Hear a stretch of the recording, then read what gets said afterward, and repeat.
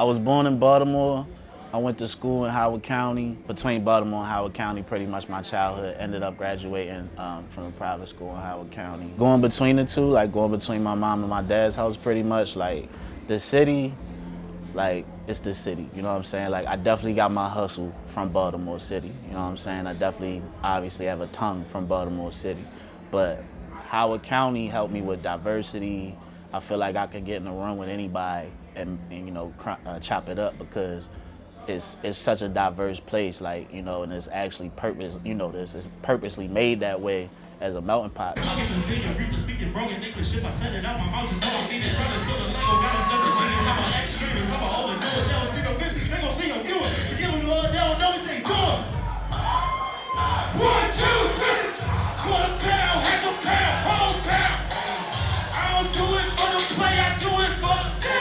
I started drawing first. I used to draw shoes, like, and characters, different characters, like making people's face. I used to like to draw people like faces and make different characters up. But that was my first introduction to art that way. My dad's a DJ, has always been my whole life. He's pretty known in Baltimore too. He pretty much got me started with DJing at a young age. I started DJing around 7. And by the time I was 10, you know where the Gatsby's is? My first gig was there when I was 10. They used to have kiddie discos for Easter. So that was my first gig, was 10 years old. And I always rap just for like fun, you know what I'm saying? Like my older cousins would be like, oh, do that rap you do when I'm 7, you know. They like, oh, do that little dance. So they think, do that little rap you know. And I had one rap I always did. Pretty much the DJing and rapping got me to band. When I started going to school in Howard County, I got in the band. All the type of band, jazz band, marching band, all that stuff. And I was on a different instrument every year because I liked them all. So I played the drums, saxophone, baritone, horn, keys, everything. It used to be called Free Leaf, it's called FL Studio now. I got that program from my man Raph in high school, started making beats on that. Actually, before that, I made beats on the PlayStation. They had this beat game. Used to be able to make beats. That was PlayStation 2. That. And then before that, just karaoke machines and shit like that. But I always was in the music, like every part of it, for sure. Let's go! 1, 2, 3, go! Let's go! Coming out of day, what's up? You're shining and it hang, got your main bitch. Let's go!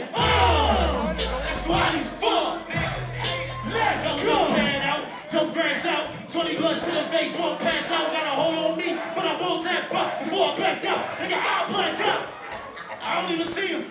All fours right now, no G. Let's go. Yeah, niggas, my sons, no beats. Yeah. Yo, bitch, from the 25, they no death. Go on the campus. My mother she was like a hip hop chick. She was born in '66, so she was in her teens in the '80s and stuff like that. And you know what I'm saying? So she kept hip hop around me, culture, dress wise and everything. And my dad actually would have the records, the newest records every time. And I would just go play the records and stuff like that. And the first album I remember falling in love with was the Biggie Ready to Die joint. Like that was the first one I listened to a whole rap album, was like, yo, this is crazy. My mother was the type that always used to put me on the spot. Like my mother and my family, like, that was like the thing to do at the family gatherings. It's like, oh, let's all get drunk and get the kids to do some funny stuff, you know, do a dance contest. So like that kind of got me like used to performing in front of people and kind of breaking that ice there. And then of course the band, I was in choir and stuff too. Like everything. I used to be in theater in the pit, from the pit band to the acting on stage. So like, it just eventually became a part of me to perform. It started to be therapeutic for me as I got older. Like, oh, this is where I feel like I could be myself. Like, I have the mic, y'all gotta listen, you know what I'm saying? So it was cool for me, like, pretty much throughout my childhood into my adult life. Yeah, nigga, this is that. I just wanna fly like I'm Sugar Ray, super cat. Don't put your arms around me, babe. Trying to plot on what I got, I keep the arms around me. Check out my vibrato, feel like I just hit the lotto. Threesome with 2 bad bitches, look like naked and mulatto. Get black cherry gelato, I put one hand on the bottle, so my albums be correct. Yeah. I really started performing when I was in a group. I was in a group with my man Zuri. His rapper name was Nicest.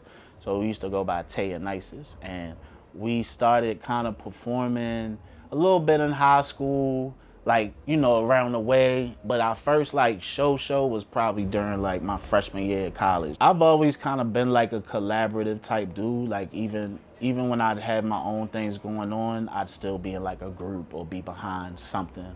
But I really went solo and had to be like 2017 or something like that. I've always been in a group before that, because after that it was me and Brain Rap. Me and Brain Rap used to perform together.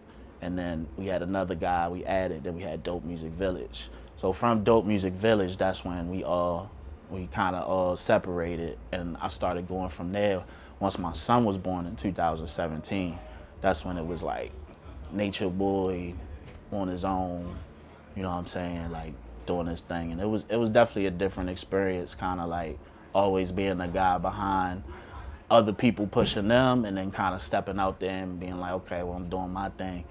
And yeah, so here we are today, you know what I'm saying, still kicking, still doing my thing. Honestly, some of my highest moments were with my groups, for sure. Like, it's just something about having that energy to go off of each other and just kind of being able to stay in your lane while your man's in his lane and the other person's in their lane. Like, I ain't gonna lie, it was not a lot easier, but it just seemed more engaging to people to be a group. It's hard for me to be about myself, you know what I'm saying? I'm one of those people, like, I put people before myself all the time. Not to say I did it, but that's how I think. I think about other people. So it was really hard to get self-centered and, no, this is for Nature Boi, and this is like, it was a transition. So like, even though I started that in 2017, it took me about pretty much until like maybe last year before I really, and that was, you know, right before the pandemic. I was kind of building some momentum for real as a solo artist and getting into that mindset.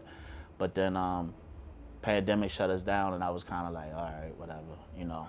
So I made it my thing that if we get back out to do shows and do stuff like that, I'm gonna be active and I'm gonna be on it, and you know, I'm gonna still put other people in position. That's what a lot of people know me for, is like, they'll know me for my music, but they'll know me for DJing or curating shows, or, you know, putting 60 plus artists on Live Nation stages. Like the same way I get myself on these Baltimore stage shows, I'll get other artists on too. You know what I'm saying? Because it's about relationships. Like, I have such a good relationship with Soundstage, Fillmore, all of Howard there. Everybody's seen me for years, and they know I'm trustworthy, and I put a lot of effort into what I do. So I've used that to kind of bless other people too, and it's kept me relevant in the mix. It's a journey. It's definitely a journey. I woke up, if you want to know the truth, I woke up this morning like, oh, I'm about to quit after the day. This is hard. This is like, cause you know what I'm saying, I have a show today, and on Saturday I'm curating the show with the national headliner. So like, my phone is crazy. Everything's just making me anxious and stuff. But like, once I get in this mode and it's almost time to go on that stage, it'll go to the side, and then it's time to, you know, this is for me. You know what I'm saying? This is therapeutic. You know, I get to release all this stress every time I go on the stage, so I can't wait.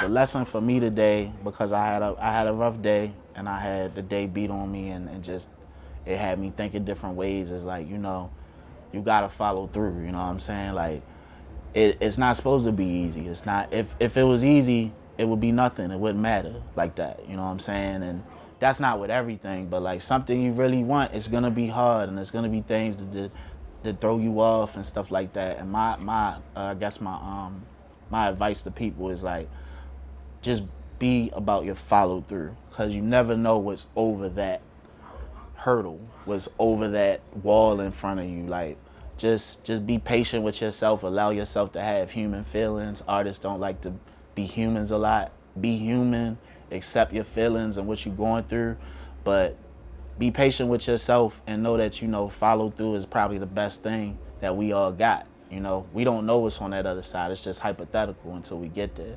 So I just want to encourage everybody, creative, entrepreneurs, even people just regular life, going to work every day. Just Just follow through when it get hard, and I promise there's something on the other side of that you would have never knew you would have sent. You would have never knew you meet up with this moment if you didn't pass over those hurdles. So yeah, that was on my heart to say. In the farm with the clip, Sunday breakfast right too. I ain't waiting no more. Kick it down the door. Kick it down the door. Kick it down the door. Everybody lay it down. Everybody on the floor. Everybody on the floor. Everybody on the floor. I ain't waiting no more. Let's go. Let's go. Everybody lay it down. Everybody on the floor. Everybody on the floor. Right now, I'm pushing the album, self-produced album of the year. Please don't cut that out. Don't edit that. I meant that. Self-produced album of the year. Breaking Bud is out right now. And I'm just trying to spend time with it and really present it as best as I can so I could say I gave it my all, you know what I'm saying, before I move on to the next thing.